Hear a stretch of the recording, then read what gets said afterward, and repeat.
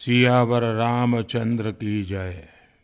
मेरे प्यारे देशवासियों, राम राम। जीवन के कुछ क्षण ईश्वरीय आशीर्वाद की वजह से ही यथार्थ में बदलते हैं। आज हम सभी भारतीयों के लिए, दुनिया भर में फैले राम भक्तों के लिए ऐसा ही पवित्र अवसर है। हर तरफ प्रभु श्री राम की भक्ति का अद्भुत वातावरण, चारों दिशाओं में राम नाम की धुन, राम भजनों की अद्भुत सौंदर्य माधुरी।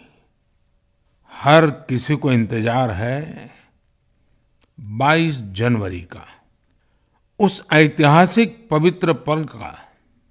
और अब अयोध्या में रामलला की प्राण प्रतिष्ठा में केवल 11 दिन ही बचे हैं।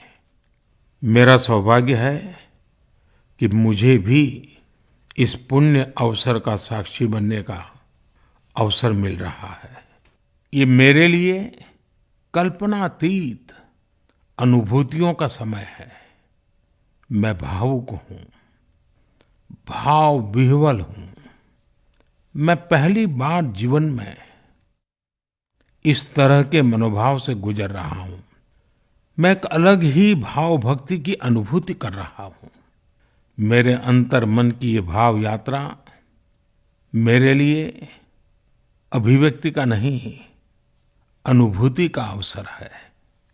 चाहते हुए भी मैं इसकी गहनता, व्यापकता और तीव्रता को शब्दों में बांध नहीं पा रहा हूँ। आप भी भली भांति मेरी स्थिति समझ सकते हैं। जिस स्वप्न को अनेकों पीढ़ियों ने वर्षों तक एक संकल्प की तरह अपने हृदय में जिया, मुझे उसकी सिद्धि के समय उपस्थित होने का सौभाग्य मिला है। प्रभु ने मुझे सभी भारतवासियों का प्रतिनिधित्व करने का निमित्त बनाया है। निमित्त मात्रम भव सव्यसाचिन। ये एक बहुत बड़ी जिम्मेदारी है।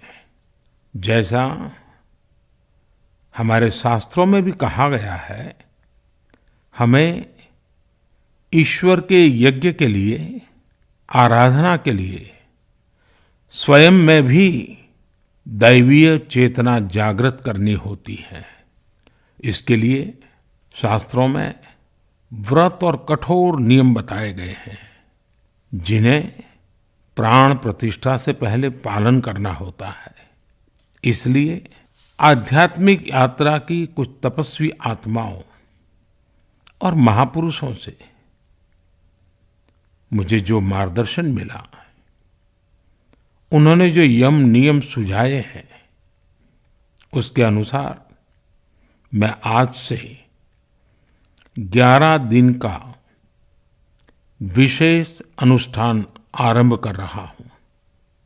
इस पवित्र अवसर पर मैं परमात्मा के श्री चरणों में प्रार्थना करता हूं, ऋषियों, मुनियों, तपस्वियों का पुण्य स्मरण करता हूं और जनता जनार्दन, जो ईश्वर का रूप है, उनसे प्रार्थना करता हूं कि आप मुझे आशीर्वाद दें, ताकि मन से, वचन से, कर्म से मेरी तरफ से कोई कमी ना रहे।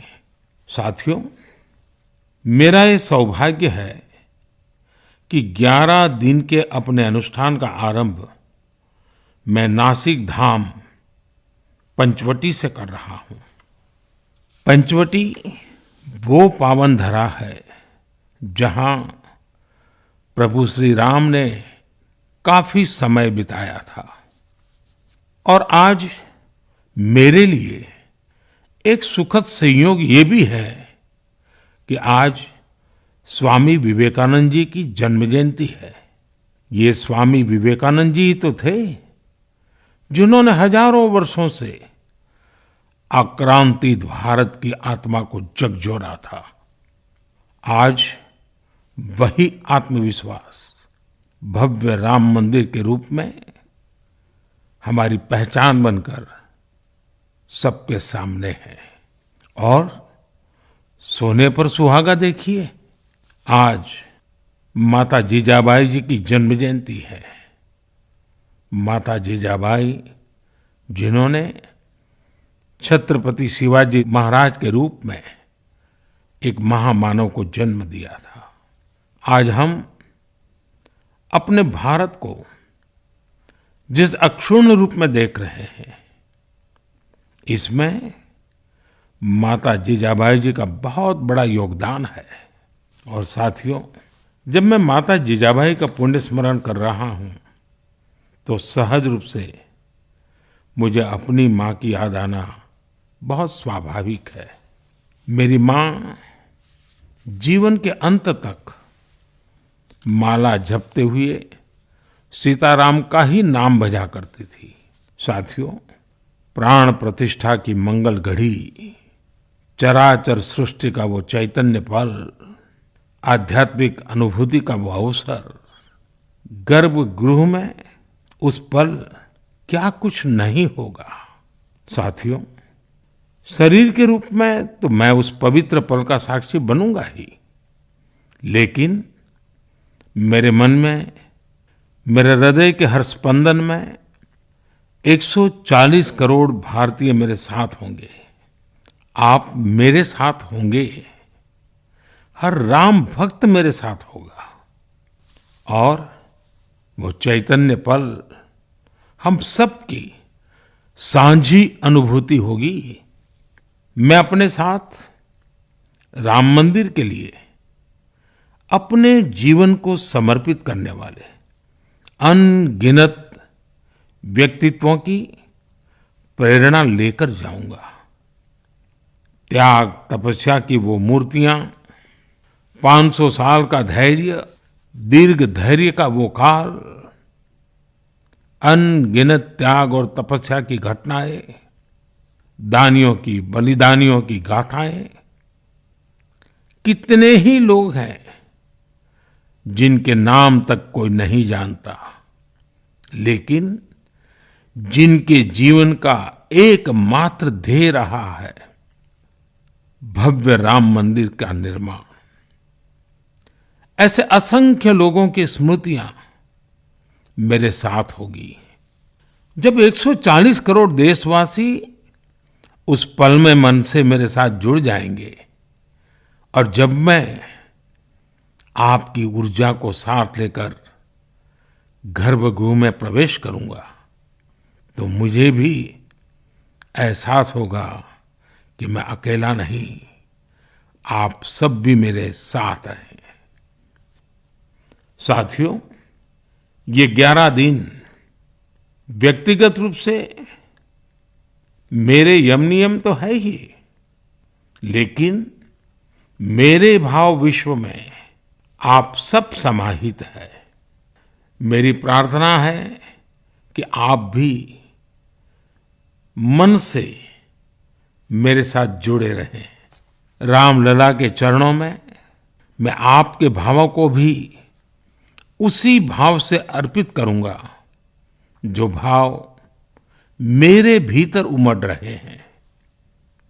साथियों, हम सब इस सत्य को जानते हैं कि ईश्वर निराकार है, लेकिन ईश्वर साकार रूप में भी हमारी आध्यात्मिक यात्रा को बल देते हैं।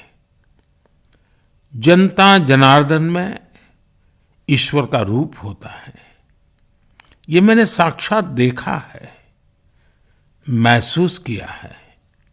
लेकिन जब ईश्वर रूपी वही जनता शब्दों में अपनी भावनाएं प्रकट करती है, आशीर्वाद देती है, तो मुझ में भी नई ऊर्जा का संचार होता है। आज मुझे आपके आशीर्वाद की आवश्यकता है, इसलिए मेरी प्रार्थना है कि शब्दों में, लिखित में अपनी भावनाएं जरूर प्रकट करें मुझे आशीर्वाद जरूर दें। आपके आशीर्वाद का एक एक शब्द मेरे लिए शब्द नहीं, मंत्र है। मंत्र की शक्ति के तौर पर वो अवश्य काम करेगा। आप अपने शब्दों को, अपने भावों को नमो ऐप के माध्यम से सीधे मुझ तक पहुंचा सकते हैं।